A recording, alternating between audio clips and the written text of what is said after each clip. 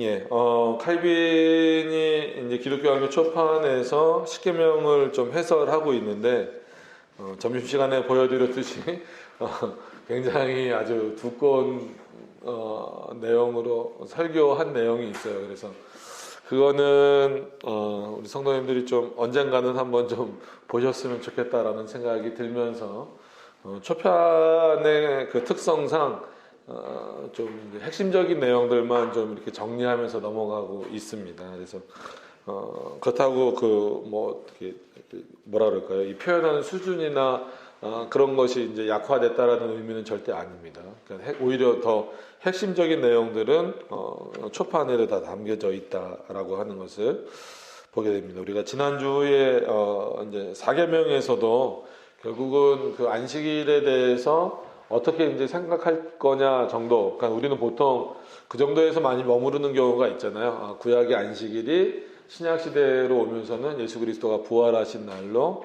이제 바뀌었다. 이제 뭐 본질은 똑같다. 이 정도만 이해를 하지만 이제 칼빈은 이제 안식이 뭐냐라고 하는 것에 대해서 본질적으로 이제 동일하게 주어지는 이어져 내려오고 있는 그 안식이 뭐냐라는 것에 대한 어떤 그 핵심적인 내용들을 표현하고 있었던 것처럼, 그래서 그것을 어느 한 날에도 묶이지 말라라는 그 표현 자체가 주일을 지키지 말라라고 하는 것이 아니라 나머지 6일도 우리의 날이 아니라 하나님의 날이다라는 차원에서 오히려 그렇다라고 한다면 주님의 날로 구별된 이 주일을 어떻게 지켜야 할 것인가에 대해서 더 분명하게 얘기를 하고 있었던 것을 보게 됩니다. 그래서 이제 그 두 번째 돌판으로 표현되는 이제 5계명부터의 내용을 단순히 윤리적으로만 이해하시지 말고 말씀 안에서 이것이 어떻게 이해되어지고 있는가를 보셨으면 좋겠습니다.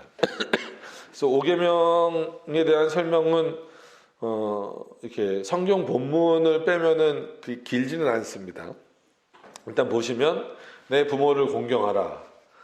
자, 이것이 명하는 것은 우리가 하나님을 경외하고 사랑해야 하기 때문에 부모를 가벼이 여기거나 어떤 면에서도 그들의 거침돌이 되어서는 안 되고, 이 부분을 보면서 참 그냥 안타까웠어요. 안타까웠어요. 5계명의 물론 중심은 하나님을 경외하는 게 이것도 중심입니다. 그래서 부모를 공경하는 데 있어서 저도 부모님이 있지만 부모를 공경하는 데 있어서 제일 좋은 거는 물론 용돈을 드리는 것, 그 다음에 보살피는 것, 이건 당연한 거겠죠. 근데 그것을 떠나서 제일 좋은 것은 그 부모님에게 하나님의 말씀을 전하는 것이고, 또 그 부모로부터 믿음의 유산을 받았다라고 한다면 그 믿음의 유산대로 살아나가는 것, 이게 이제 어떻게 보면 부모를 공경하는 내용 중에 가장 핵심적인 내용이라고 우리가 소리문답을 하면서 말씀을 드렸었습니다. 그래서 이제 부모님이 안 믿으시는 경우에는 가장 좋은 효도는 명절이나 생신 때 용돈을 드리는 것, 물론 드리지 말라는 얘기가 아니라 드리는 것보다 그거보다 더 가치 있고 좋은 거는 우리 입장에서는 복음을 소개하는 것이다라고 말씀을 드렸습니다. 그럼 반대로 신앙생활을 잘 해 오신 부모님이라고 한다면 어떤 면에서는 진짜 선물을 사드리고 용돈을 사드리고 이거보다도 내가 그 믿음의 자녀로서, 믿음을 선물로 받은 자녀로서 하나님의 백성답게 살아가는 것, 그 모습을 보여주는 것 자체가 부모를 가장 잘 공경하는 방식 중에 하나다라는 거예요. 그러니까 이것이 가장 기초적이고 기본적인 것이긴 분명합니다. 그것을 전제로 하고 나서 이런 내용들을 등한시하면 안 된단 말이에요. 그러니까 주 안에서 공경하라는 말이 있잖아요. 근데 그 주 안에서라는 것이 중요합니다. 중요하지만 그렇다라고 해서 그 주 안에서 공경하라는 것이 마치 신앙에 어떤 어려움이 왔을 때에는 그 부모를 버리라는 내용으로 흘러가서는 안 된다라는 의미입니다. 왜냐하면 칼빈도 지금 그런 의미를 모르고 표현하지는 않잖아요. 왜냐하면 인용한 구절이 여기도 보시면 에베소서 6장 1절 3절이에요. 오히려 출애굽기 20장 12절에는 그냥 내 부모를 공경하라. 그러면 뭐 내가 뭐 3, 4달까지 뭐 저기 하리라. 그런 그런 말씀만 있잖아요. 근데 에베소서는 더 분명하게 주 안에서 공경하라라고 더 명확하게 나왔다라는 거죠.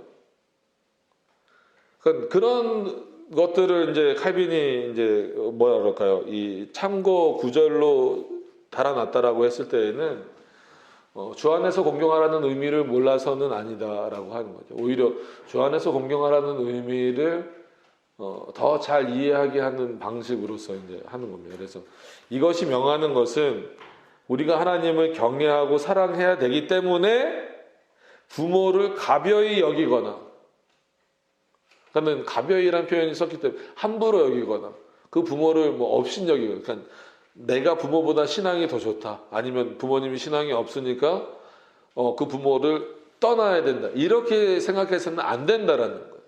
왜냐하면 늘 기독교 강요는 두 대상이라 그랬잖아요. 로마 카톨릭과 더불어서 교리를 혼란케 만드는 제세례파들이라 그랬단 말이에요. 근데 제세례파의 특징 중에 하나가 뭐예요? 급진적이잖아요.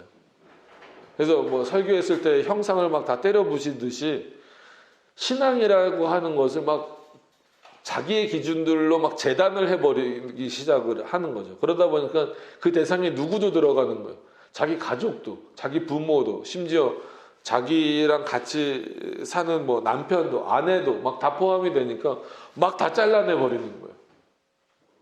그래서 뭐 거기서 뭐 이혼도 하게 되고, 그 역사 가운데 보면 그런 일들도 있어요.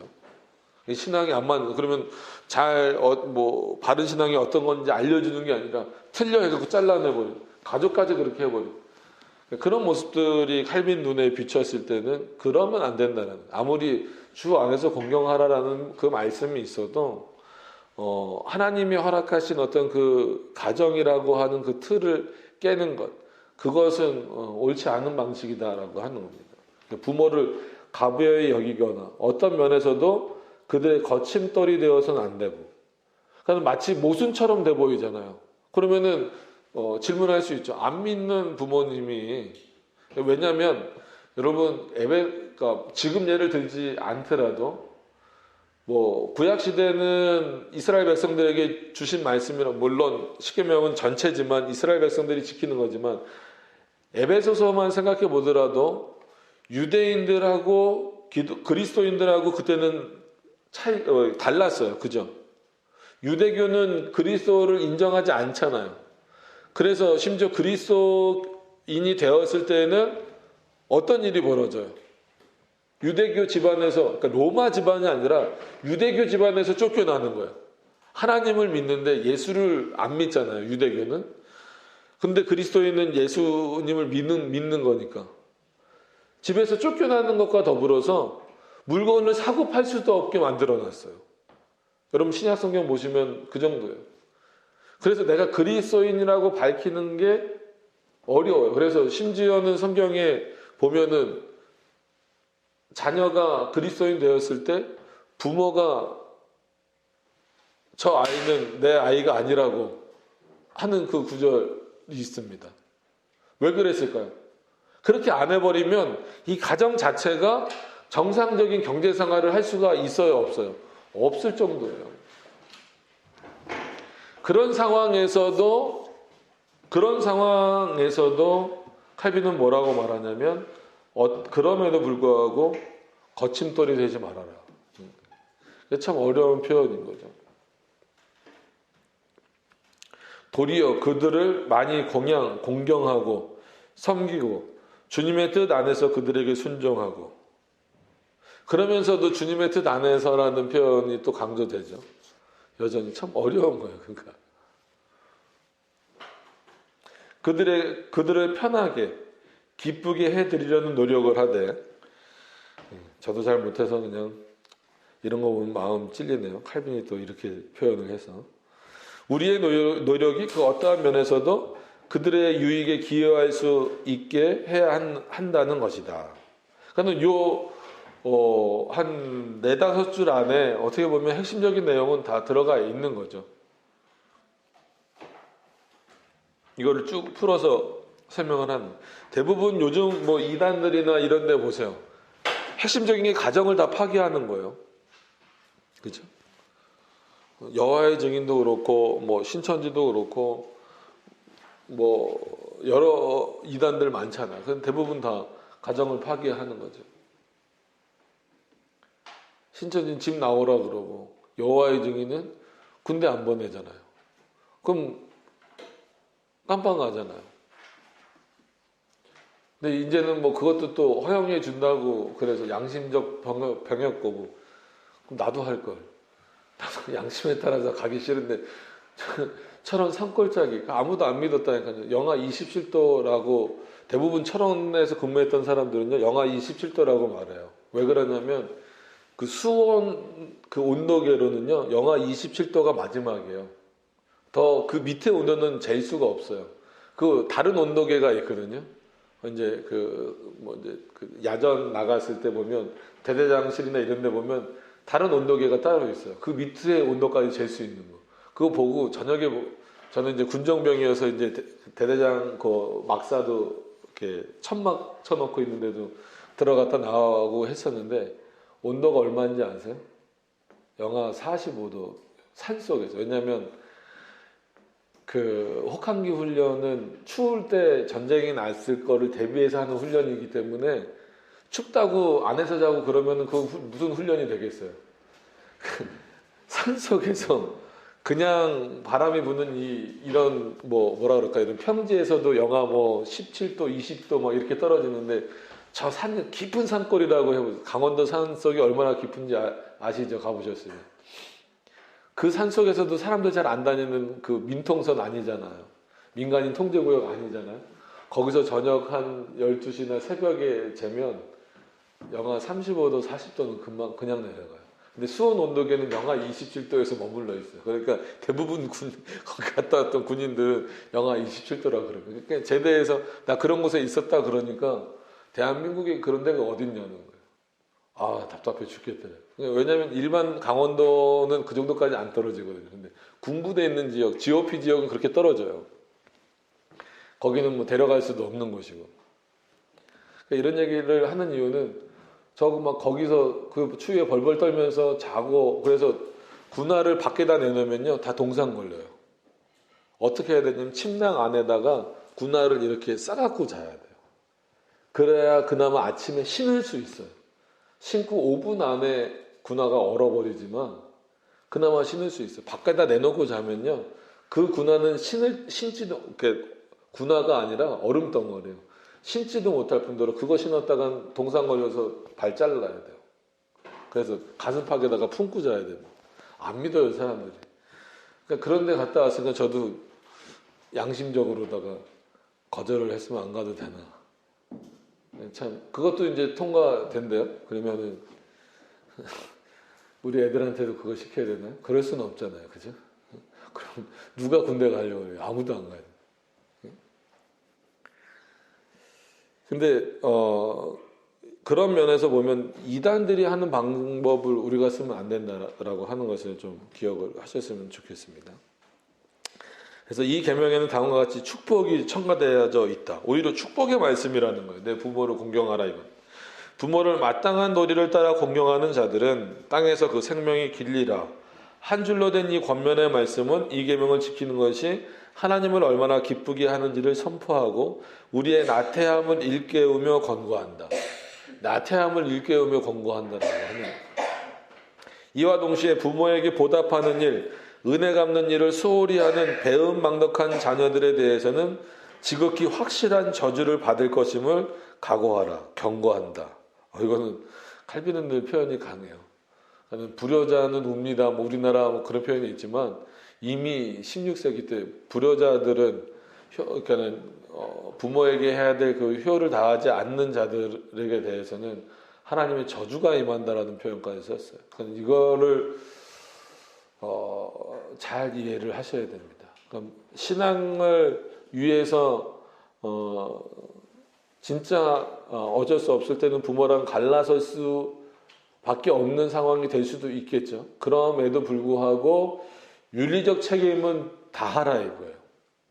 그러니까 그래서 어렵다라고 말씀을 드리는 거예요. 그러니까 주 안에서 공경하라고 하는 말씀이 단순히 뭐 말씀을 모르면 가르쳐줘라 이 정도 수준이 아니라 진짜 최악의 경우로 말씀을 드리면 어쩔 수 없이 신앙의 문제 때문에 부모와 함께 할 수 없다라고 할지라도 뭐는 다 하라는 거예요. 윤리적인 어떤 그 책임은 다 하라는 거예요.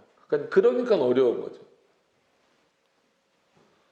그러니까 이게 기독교가 보편화된 지금도 여전히 뭐 문제가 될 수 있죠. 부모님이 이제 불교나 뭐 이런 데 있는 분들이 교회 나간다 그러면 못 나가게 하는 경우 많고 뭐 우리나라 표현으로 호적에서 판단 얘기도 많고 뭐 내 눈에 흙이 들어가기 전에는 안 된다 이런 경우도 많고 그러면은 등지고 나올 거냐 그러지 말라는 거예요. 신앙 때문에 뭐 최후에는 그렇게 할 수도 있다 할지라도 그럼에도 불구하고 윤리적이고 도덕적으로 그 부모를 섬기는 부분에 있어서는 등한시하면 안 된다라는 거예요.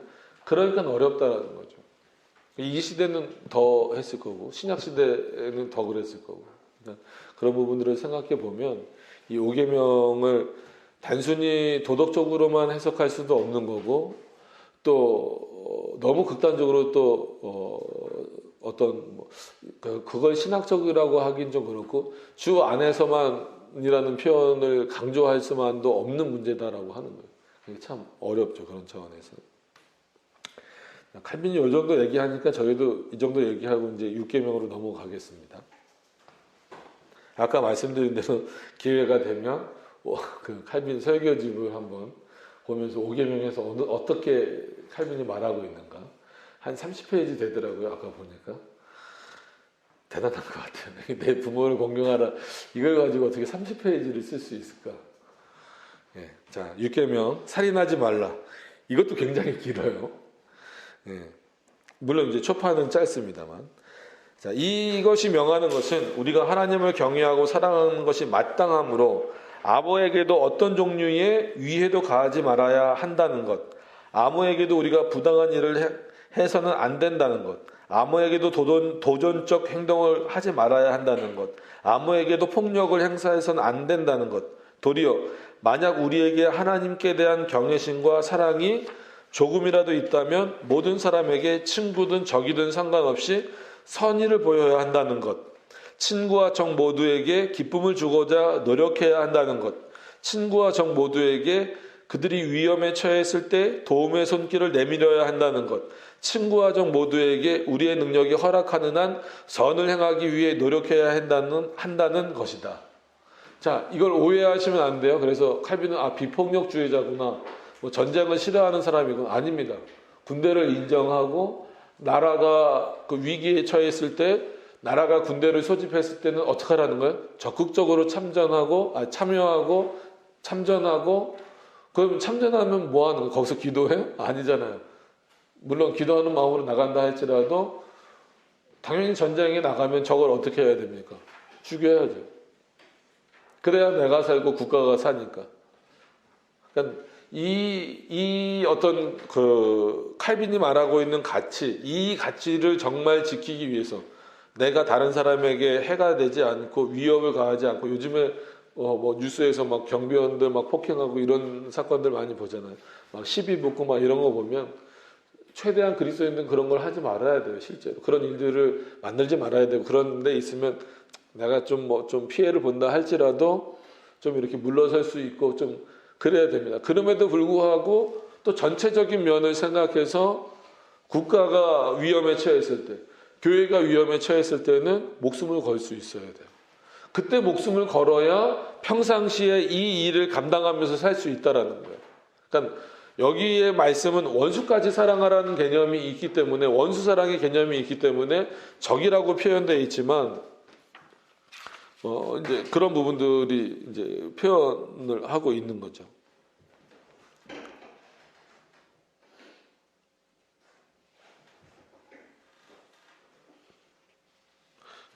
원수라고 여기는 표현됐어요. 이 양낙헌 교수님 원수라고 표현을 하셔서 그 말씀의 의미를 좀 더 그냥 살리셨는데 원수까지도 적 그러니까 마치 우리가 죽여야 될 거 뭐 원수도 그렇지만 그런 대상처럼 보이는데 원수까지 사랑하라는 그 말씀을 그대로 칼빈이 인용을 해서 그럼 그렇게 원수까지 사랑하기 위해서 그 원수에게까지 선을 베풀기 위해서는 최소한 어떤 울타리가 있어야 돼요. 가정이라는 울타리가 있어야 되고 교회라는 울타리가 있어야 되고 국가라고 하는 울타리가 있어야 된다라는 거예요.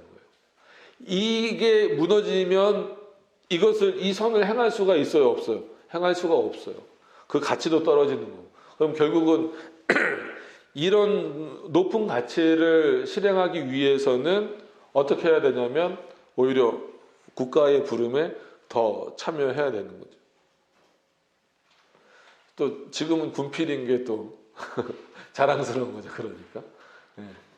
그래서 뭐 우리나라처럼 이제 징집제인 경우에는 뭐 특별한 이유가 없는 이상은 가서 군복무를 하는 게 오히려 이런 일들을 더 잘 할 수 있도록 시켜주는 거예요.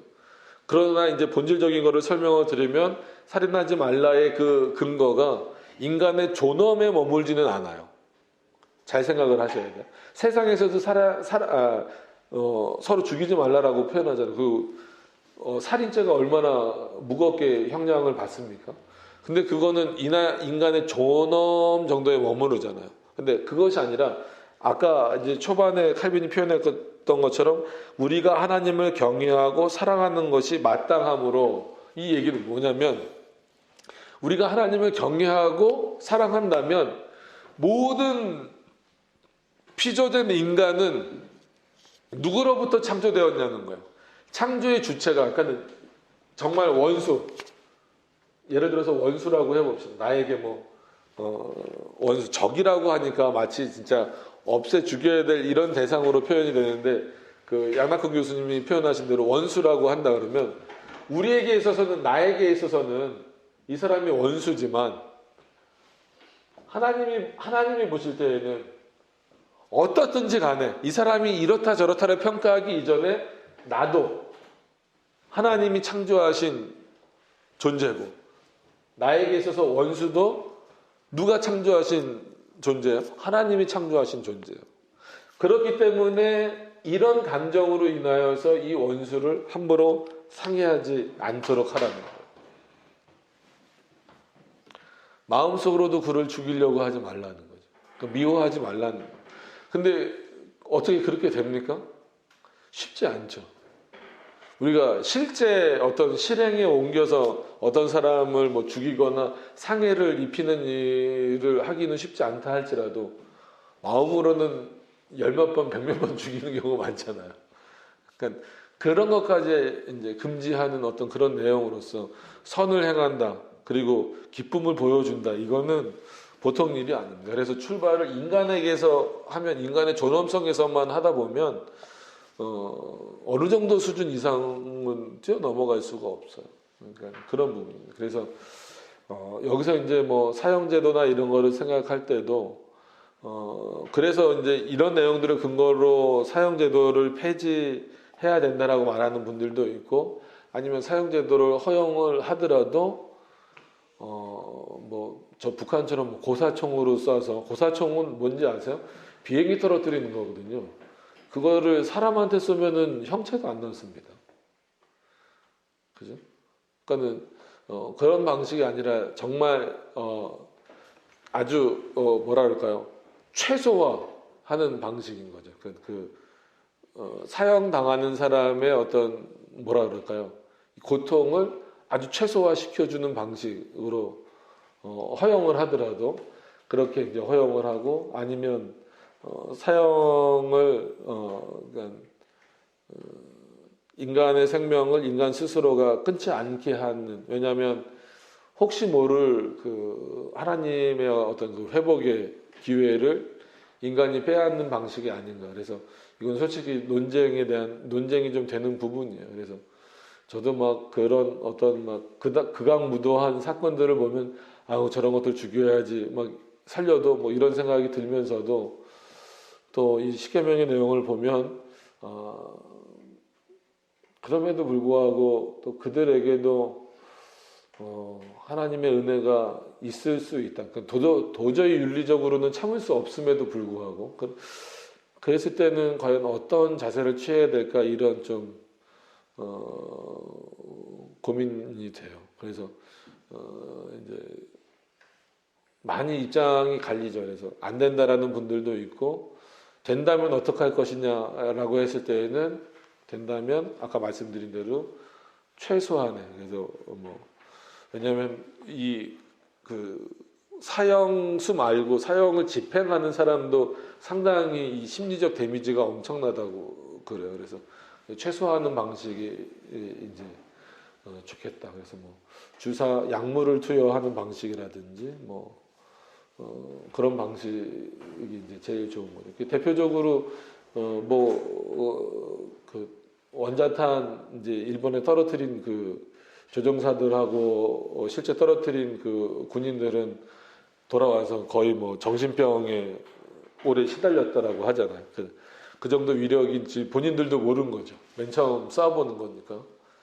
어마어마한 도시 하나가 이렇게 없어진 것도 아니고 아예 그냥 도시 하나가 날아가 버릴 정도였으니까. 그런 부분들까지 다 생각을 해야 됩니다. 그래서 이 십계명은 늘 그래서 서해리문답 할 때도 말씀드린 것처럼 첫 번째 돌판에서 두 번째 돌판에서 첫 번째 돌판은 하나님과 관련된 것, 두 번째는 우리와 관련된 것 이렇게만 이해하지 마시라는 말씀을 드린 겁니다. 그러니까 5계명부터도 결국은 그 기준은 하나님으로부터 시작되어져야 된다라고 하는 겁니다. 그런 차원에서 6계명까지 좀 이제 보시고 7계명에 간음하지 말지니라. 참 요즘에 또 이게 어떻게 보면 우리에게 있어서 중요한 문제가 되겠죠. 이거를 많이 이제 없애니까 우리나라도 몇 년도죠? 간통죄가 또 없어졌잖아요.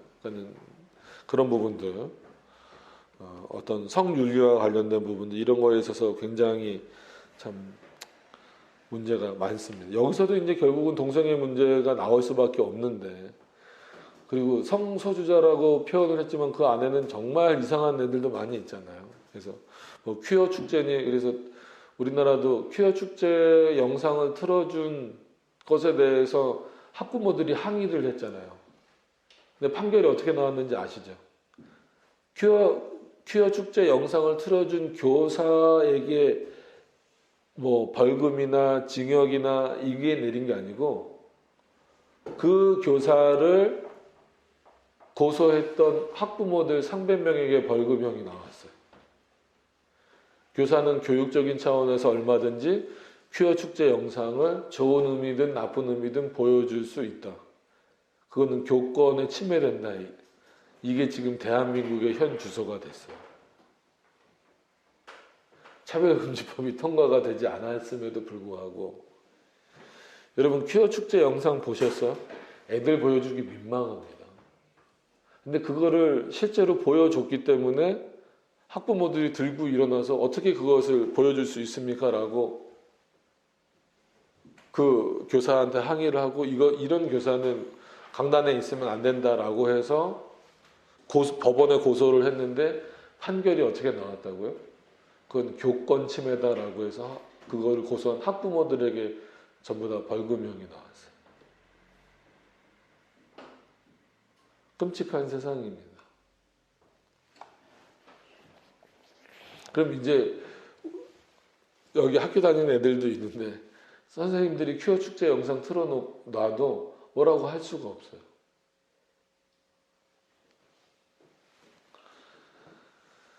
자, 19, 이 7계명 보시면 이 계명의 내용은 이렇다. 곧 우리가 하나님을 경외하고 사랑하는 것이 마땅하므로. 칼빈이 왜 이 전제를 계속해서 쓸까요? 계속 말씀드리는 것처럼 7계명 또한 윤리적인 수준에서 내가 말하는 그 정도가 아니다라는 거죠. 우리는 우리의 평생 동안 모든 언행을 순전하게 하고 단정하게 해야 합니다. 또 동정은 그러니까 어떤 그런 거죠. 이 순결이나 마찬가지죠. 동정은 하나님의 특별한 은사이기 때문에 각 사람은 자신에게 주어진 것이 무엇인지를 살펴야 한다. 이 말씀을 붙잡지 않는 사람들에게는 그들 육신의 부정함을 해결하기 위한 해결책이 주님으로부터 주어졌는데, 이 동정은 저기네요. 그거죠. 이제 혼자 사는 것. 여기도 이제 순결은 하나님의 특별한 선물인 까닭에 우리 각자 그에게 주어진 것이 무엇인지 알아야 된다 하면서 쭉 여기 이제 근거 구절들이 나왔는데, 여기에서는 바울이 우리가 보기엔 조금 헷갈릴 수 있는 표현을 하잖아요. 결혼을 안 하는 게 좋다, 이런 또 표현을 쓰거든요. 그러면서 다른 또 성경 구절에서는 똑같은 바울의 표현이지만 뭐라고 말해요? 반드시 결혼하라. 음욕을 참지 못하겠거든 반드시 결혼하라. 이런 어떤 표현이 있기 때문에 말 그대로 진짜 바울처럼 혼자 사는 어떤 그런 차원에서는 이거는 은사와 가까운 거지 가까운 것이지 보편적인 게 아니다라는 거예요.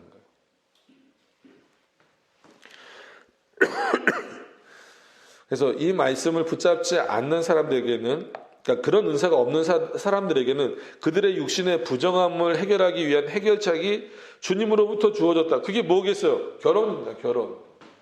결혼이란 방식을 통하여서 뭐 결혼이 꼭 그런 어떤 이 7계명을 해결하기 위한 도구만 되는 건 아니지만, 결혼 안에서 아름답게 그것이 이루어지는 게 그것만 유일하게 하나님께서 허락하신 방식이다라고 하는 겁니다. 그들이 만약 이 해결책을 사용하지 않는다면 그들은 하나님과 다투게 된다는 거예요. 하나님과 어떻게 다투겠어요? 근데 이런 표현을 썼다는 건 하나님의 뜻에 어긋난다라는 거죠. 다르게 성을 사용한다라고 한다면, 성적인 어떤 그런 욕구들을 사용한다면 그거는 하나님과 다투는 것이다. 그래서 심지어 모세 때부터 간음하는 자들은 어떻게 하라 그랬어요? 돌로 쳐 죽이라고 그랬잖아요. 굉장히 심한 거잖아요. 그냥 죽이는 것도 분명히 6계명에 뭐가 있어요? 살인하지 말라가 있는데 7계명의 해결 방식으로 뭐가 있는 거예요? 돌로 쳐 죽이는 거예요. 그걸 하나님이 허락해 주셨단 말이에요. 그냥 그 정도로 이 문제를 성경에서는 심각하게 다루고 있는데, 지금은 이런 어떤 저기가 없어요. 이런 윤리관 자체가 뭐 세상에서는 뭐 요구할 수도 없고, 더 이상 요구할 수도 없고, 교회 안에서도 뭐 요구할 수가 없을 정도가 돼버렸기 때문에 안타깝죠. 근데 그들은 하나님과 다투게 되고 그의 명령을 거스르게 된다. 하지만 그들은 오늘날 많은 사람들이 말하는 것처럼 다음과 같이 말을 해서는 안 될 것이다.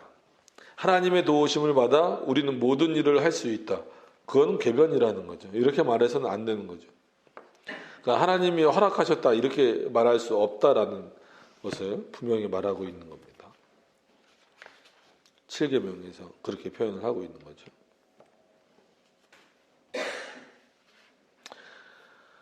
자, 이는 하나님의 길을 행하지 않는 자들에게는 그의 도우심이 함께하지 않기 때문이다. 즉 이런 자들은 하나님의 뜻을 거역하고 자기의 소명을 피해가고자 애를 쓰는 자들이다 라고 하는 거죠.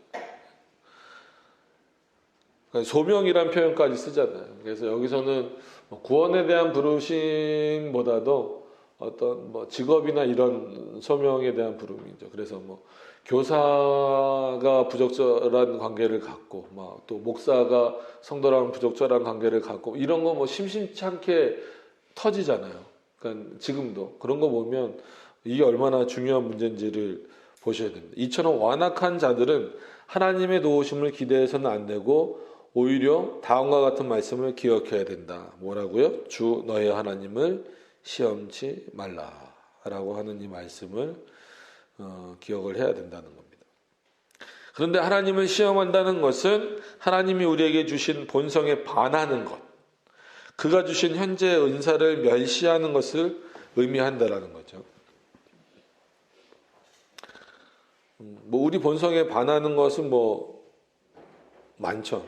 그 중에 하나가 이제 간음하지 말라도 포함되어 있는 거니까. 이런 자들은 단지 이것만을 행하는 것이 아니라 하나님의 은혜로 제정해 주신 결혼 제도를 더러운 것이라는 말까지도 가미한다라는 거예요. 그래서 요즘에 비혼주의 뭐 이런 표현 많이 들어보셨죠? 비혼주의는 그렇게 하나님이 기뻐하시는 거 아니에요. 그러니까 성경에 나왔다라고 해서 분명히 바울이 말할 때 그거는 하나님이 주신 특별한 은사를 받지 않은 이상은 결혼하는 것이 정당하다라고 표현을 하는 거예요. 그러지 않으면 오히려 이런 어떤 그 유혹에 많이 노출되어 있다라는 거예요. 결혼을 했음에도 불구하고 이런 거에 노출되는 경우가 많은데 심지어 뭐 결혼 제도를 더러운 것 이렇게 표현하면 안 되죠. 하나님이 허락하신 그 거잖아요.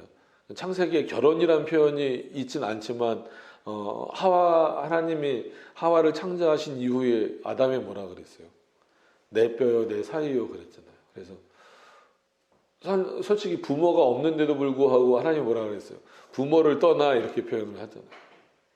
떠나서 아담과 하와가 한 몸이 되었다 이렇게 표현을 해서 그 부부 관계가 어떤 것인지 하나님이 제정하신 그 결혼 제도가 어떤 것인지 인간의 불완전성을 이렇게 보완하는 제도로서 만들어 주신 것이기 때문에 그것을 함부로 깨거나 함부로 여기거나 해서는 안 된다라고 하는 겁니다.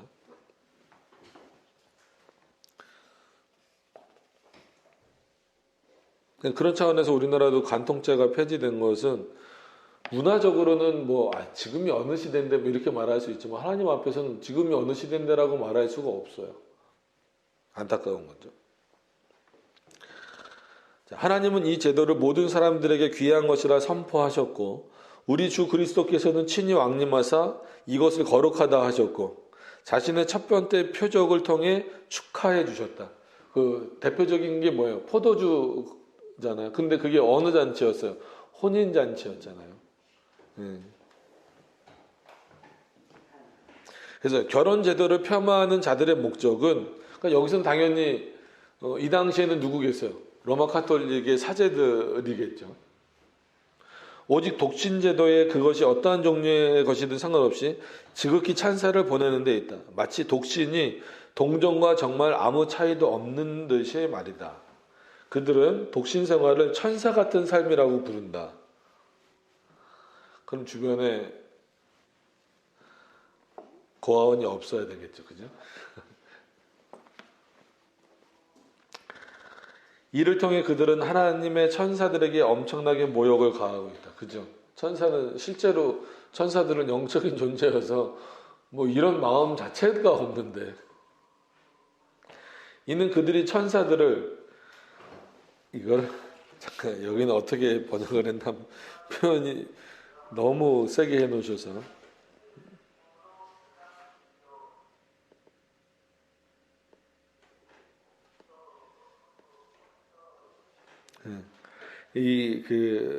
양락홍 교수님은 그거 읽어드리면 그들이 그렇게 하는 이유는 단지 어떤 종류의 독신 상태를 침이 마르도록 칭찬하기 위해서다. 마치 독신과 천여성은 별개가 아닌 것처럼 그들은 그것을 천사와 같은 생활이라 부른다. 그렇게 함으로써 음행자들과 간음자들 그리고 그보다 더 악하고 더러운 어떤 것을 천사들에 비유함으로써 하나님의 천사들을 심히 부당하게 취급하고 있는 것이다. 분명히 사물 그 자체가 스스로 명백한 반대를 표시하고 있는 이와 같은 문제에 있어서는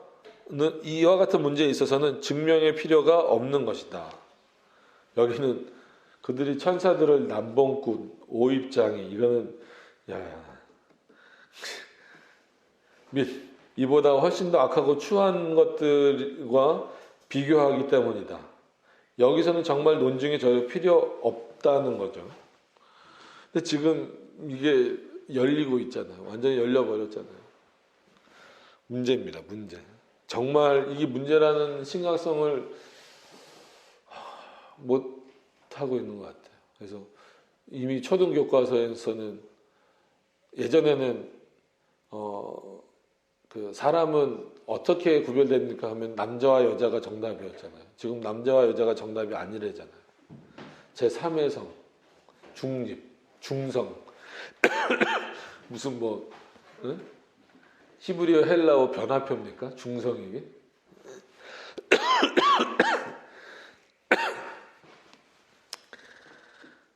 그 화장실도 뭐 중성 화장실이 있어야 되고.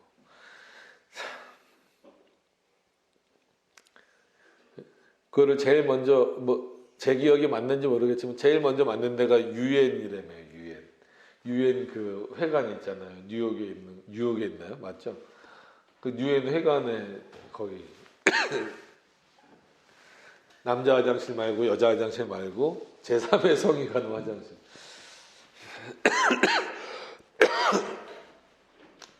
어렵죠.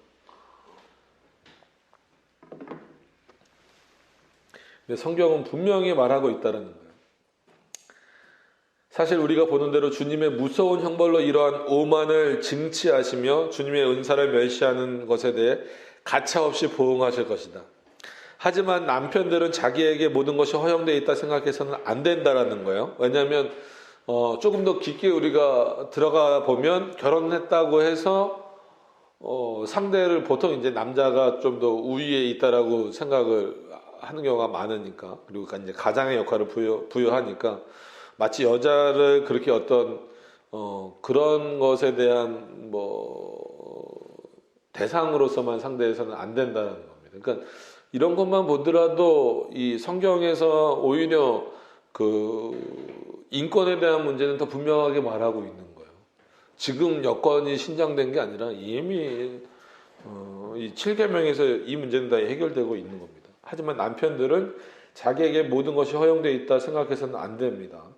도리어 각자는 자기 아내를 사력 있게 분별 있게 대해야 한다는 것입니다. 또 아내도 남편을 그렇게 대해야 한다. 그래서 결혼식이나 이런 거 할 때 주례로 많이 사용되는 본문이 본문 중에 하나가 에베소서에 있는 본문 중에 아내를 어떻게 하라고요? 사랑하고 남편을 존경하라. 그러니까 요즘에는 그런 본문을 싫어한대요. 아니 왜 이거는 너무 가부장적인 표현 아니냐라고 했을 때는 그건 이제 뭐 실질적이면서 이제 또 비유적인 표현이잖아요. 남편은 그리스도로 표현되고 또 아내는 이건 비유입니다. 비유. 그 본문을 그렇게만 해석해야 된다는 건 절대 아닙니다.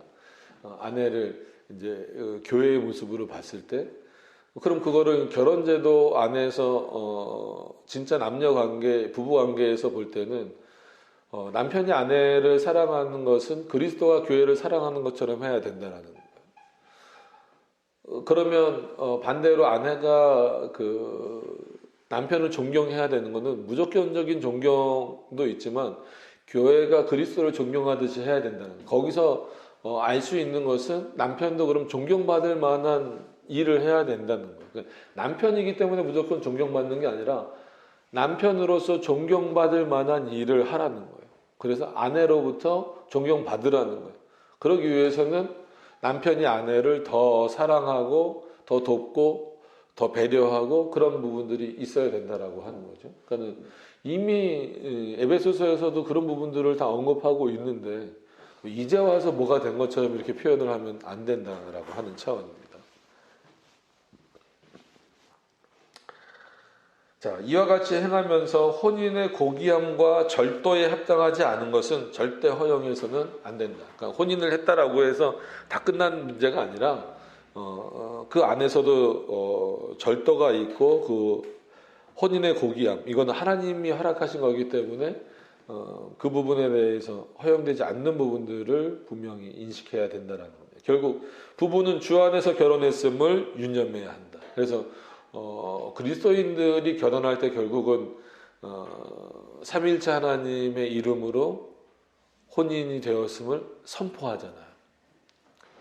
하나님 앞에서의 선포입니다.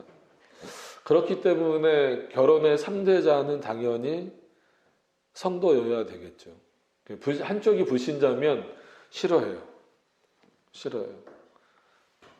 저는 주례는 한 번밖에 안 써봤지만 결혼식장은 워낙 많이 가봤는데 결국은 한쪽이 싫어하면 예배를 안 드리게 되든지 아니면 성원 선포라 그러죠. 그런 것들을 못하게 되는 경우가 많이 있어요. 그런 경우가 많이 봐요. 목사님이 주례를 하면서도 그런 경우가 많이 있어요. 세상 사람들하고 똑같은 거죠. 분명히 우리는 하나님 앞에서 결혼하는 겁니다. 자, 8계명까지 좀 보시면 될 것 같네요. 도적질하지 말라. 그렇죠. 이것도 저기 보면 굉장히 깁니다. 그죠? 자, 이 계명의 의미는 그렇다. 곧 우리가 하나님을 경외하고 사랑하는 것이 마땅함으로. 반복되는 표현이죠. 그만큼 이게 여기서부터 출발해야 된다는 걸 계속 강조하는 거예요. 우리는 아무에게서도 간계를 쓰든 폭력을 쓰든 권세를 쓰든 그에게 속한 것을 빼앗아서는 안 된다 하는 것이다. 그래서 사고의 폭을 좀 넓히라고 했잖아요. 저도 예전에는 참 이게 좋은 것 같다 그런 생각을 했어요. 그러니까 이게 그리스도인이면서도 나도 모르게 드는 생각이에요. 그러니까 어떤 경우가 뭐 제가 경험한 건 아니지만 교회 규모가 좀 커지면 그 안에 여러 사람들이 많이 있잖아요. 근데 어떤 분이 암에 걸렸어요. 암에 걸렸는데 병원에 가니까 당연히 큰 병원에 갔겠죠. 큰 병원에 어느 병원이라고 말하기는 좀 그렇고 병원에 가니까 순번이 밀려서 6개월 뒤에 오라는 거예요. 그래서 인천에서 뭐 수술 받아도 되지만 사람들이 그렇잖아요. 좀 더 좋은 병원 가서 서울에 있는 큰 병원 가서 수술 받기를 원하잖아요. 근데 그때 뭐라고 이제 목사님이 표현을 하셨냐면 하나님이 이렇게 기도했더니 역시나 좋은 사람을 붙여주셔서 근데 잘 안 나오는 분인데 잘 나오는 여자 집사님의 남편 중에 그 병원에 직원이 있었던 거예요. 의사보다 직원이 더 권한이 세대요. 의무과 직원이. 그래서 얘기를 해서 순서를 바꿔놔서 일주일 뒤에 수술하게 됐다는 거예요. 그러니까 사람들이 막 할렐루야 막 하고 막 그런. 그래서 저도 그때는 하나님의 은혜인가 보다 생각을 했는데 수업 때 그런 비슷한 예를 드시면서 여러분 그게 올바른 거냐고 했을 때 그냥 망치를 한 대 맞는 듯한 느낌이 들었죠. 그럼 왜 올바른 게 아닐까요?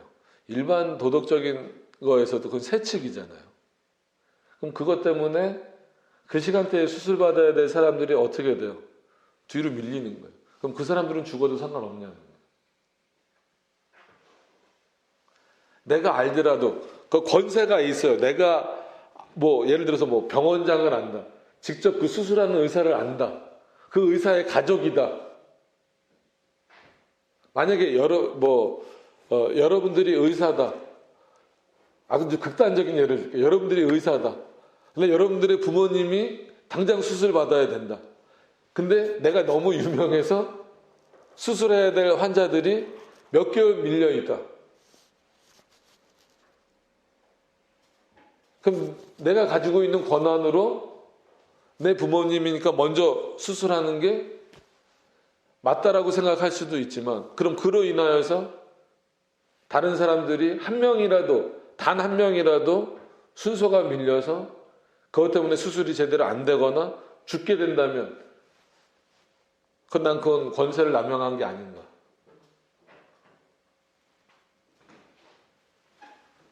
되게 많아요 그런 거. 그죠?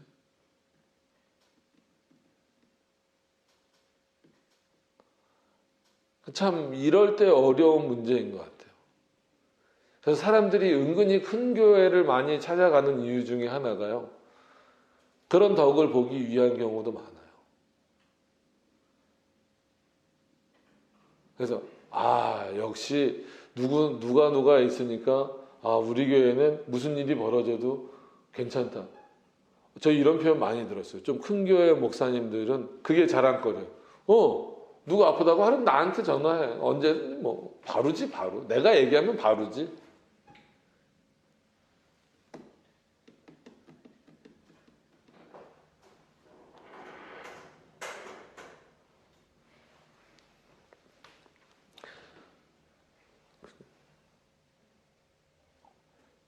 그러니까 우리는 이게 십계명에 걸린다라는 것을 생각을 못해요.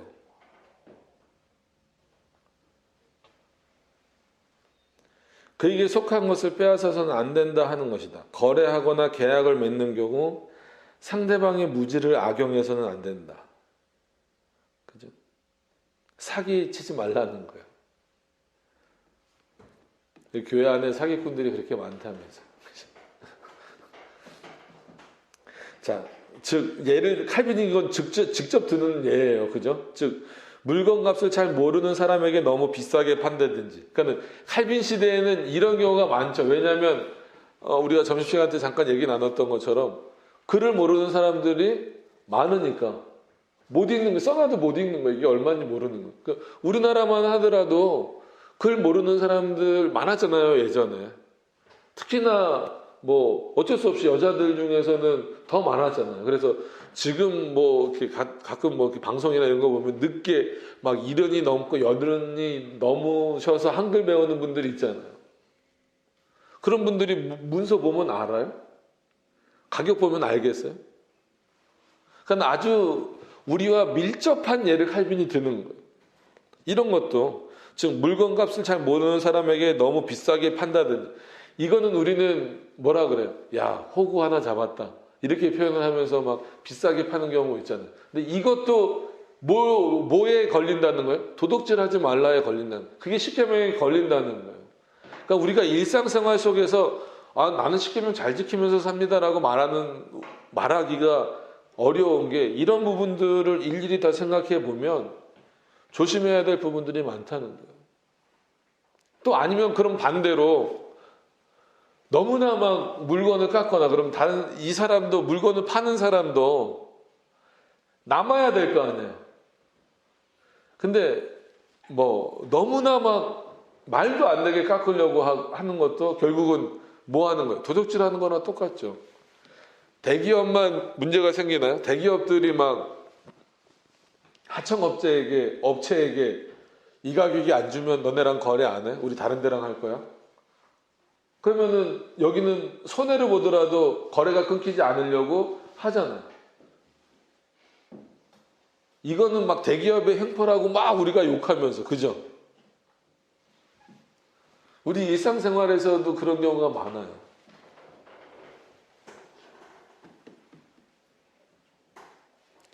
여기 보세요. 이 옆에는 정당한 가격보다 더 싸게 산다든지, 물론 이제 그 할인 상품으로 나온 건 상관없습니다. 근데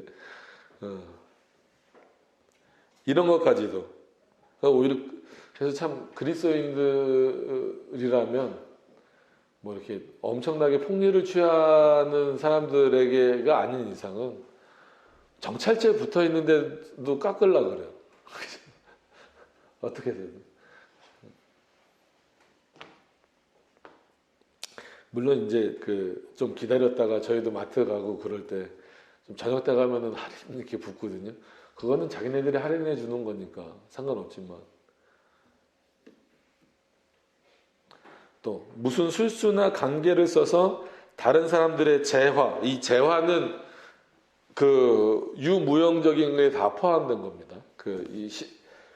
경제학을 공부하시다 보면 재화가 나오잖아요. 그 재화를 말하는 겁니다. 신발이 아닙니다. 다른 사람들의 재화에 손을 뻗쳐서도 안 된다. 그런데 만약 우리에게 하나님께 대한 경외심과 사랑이 조금이라도 있다 한다면 우리는 모든 노력을 다 기울여 친구들뿐 아니라 적들에게도, 원수에게도 우리의 능력이 허락하는 한 그들이 자신의 소유를 지킬 수 있도록 조언과 도움을 아끼지 말아야 할 것이다. 이거는 누구든 다 마찬가지예요. 부자의 돈을 뺏어오자, 이것도 안 되는 겁니다. 부자의 돈을 뺏어서 가난한 사람에게 준다, 이건 복지가 아니에요. 부자들이 정당한 세금을 내서 그것으로 뭐 보편 복지를 하는 거, 이거는 할 수 있는데, 부자라고 해서 무조건 뭐 죄인처럼 살아야 될 이유는 없어요. 근데 대한민국은 자꾸 그렇게 좀 만들어가는 것 같아서 좀 안타깝긴 합니다. 그런 기업들 없으면 대한민국 어떻게 살 거예요?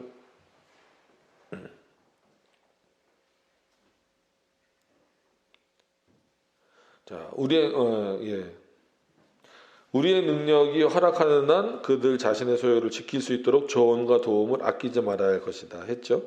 그리고 우리는 다른 사람의 것을 빼앗기보다는 오히려 우리의 것을 양보하는 것이 좋다. 근데 참 어렵죠. 저도 더 갖고 싶은데. 또한 이뿐만 아니라 만약 그들이 어려운 형편에 인해 짓눌려 있다면 그들의 필요를 따라 함께 나누는 일을 하되 우리의 풍부함으로 그들의 부족함을 채워주어야 할 것이다. 그들이 자발적으로 할 수 있는 문화와 분위기를 만들어야지 뺏어와서 주는 거는 그거는 공산당이죠. 자발적으로 하게 만들라는 그런 차원. 이게 이제 성경에서도 뭐 대표적인 예가 그거잖아요. 너의 땅이라고 해서 다 베지 말아라. 일부는 남겨놓아라. 왜? 누가 오면서 먹도록 땅 없는 사람들, 과부나 고아들이 와서 먹도록 그 열매들을 먹을 수 있도록 다 너 거라고 해서 싹 들어갈 권한이 너에게 있지만 그래도 그 사랑을 생각한다면 또 너가 정말 하나님을 경외한다면 왜냐하면 모든 것이 누구로부터 온 거예요? 하나님으로부터 주어진 거잖아요. 그러니까는 뭐 지금은 예를 들어서 땅 명의가 누구다 나눠져 있지만 솔직한 얘기로 이 땅의 주인은 누구예요? 하나님이시죠.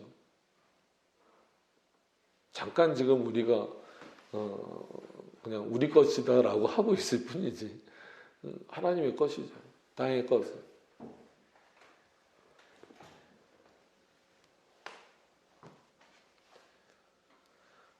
그래서 뭐 일부 뭐 어떤 사람들은 뭐 조상 땅에다가 교회를 지으려고 한다고 막 반대하는 가족들도 있는데 교회 치고 조상 땅 아닌 데가 어디 있어요? 대한민국에. 참 그런 거 보면 답답하죠. 그래서 반대로 도적질하지 말라를 통해서 구제 부분, 그러니까 여러 번 말씀드린 것처럼 칼빈이 제네바로 넘어오면서 본인이 넘어온 것처럼 신앙의 자유를 찾아서 넘어오는 프랑스 난민들을 위해서 구제 기금을 만들었다라고 했잖아요. 그러니까 그런 것들을 통해서 보면 교회의 목적이 구제는 아니에요. 그건 분명합니다. 그러나 교회가 물질적으로 여유롭고 좀 이렇게 됐을 때에는 뭐 부시고 새로 짓자 뭐 하자 이런 거에 신경 쓰는 게 아니라 그럴 때는 교회가 가난한 자들을 돌봐야 되는 거죠. 그러니까 교회 안이나 안팎으로 그죠? 그러니까 그렇게 해야 됩니다. 그래서 구제도 교회가 신경 써야 될 부분들이 당연히 있어요. 그런 부분들까지 우리가 생각을 해야 된다라고 하는 겁니다. 그래서 생각해 보시면 한 계명 한 계명이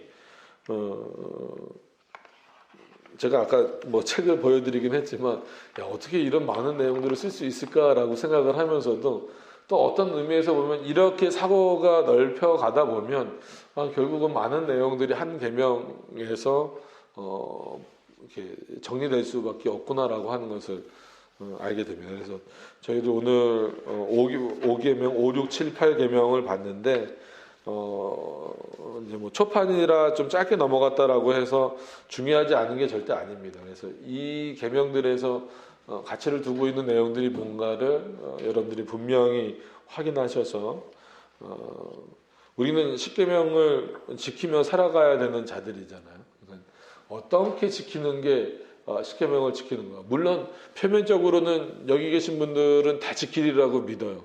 그러나 이런 그 구체적인 내용으로 들어갔을 때 과연 이게 삶의 내용에서 나에게 어떻게 나타나고 내 사고 가운데 어떻게 잘 자리 잡고 있느냐 이 문제가 이제 중요하다는 생각이 듭니다. 그래서 그런 부분들을 조금 더 신경 쓰셔서 하나님이 원하시는 또 그리스도인다운 삶을 살아가실 수 있기를 바랍니다. 우리 기도하도록 하겠습니다.